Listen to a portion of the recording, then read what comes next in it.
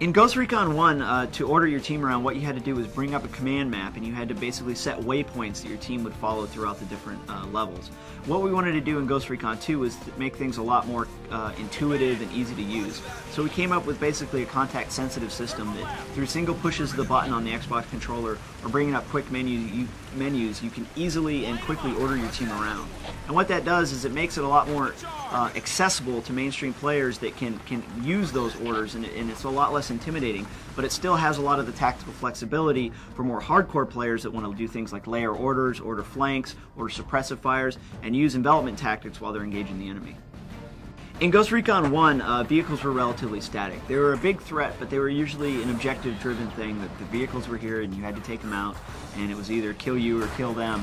Now when you run into vehicles, we can switch them over to a hunt AI behavior, and they'll actually path through the levels and hunt you like real vehicles would. When you see a tank running around a corner and the guy on top of the turret is manning a gun and shooting at you, and you take him out and he falls out of the vehicle, it's a really cool moment. In Ghost Recon 1, we were pretty much limited to using a single texture or image being applied to any given surface. We have just blown that out of the water in Ghost Recon 2.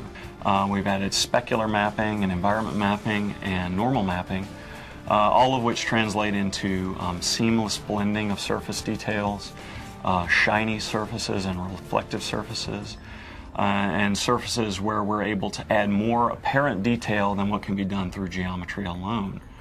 Platoon AI is really a new level of AI that we're using. It means high-level orders that can be given to the enemies, and the high-level orders gives them the ability to react to what the player does. Over time, that'll increase the replay value and give a more natural response to the enemies.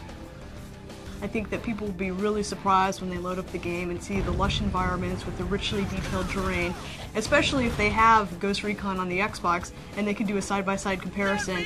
I mean, there's no contest.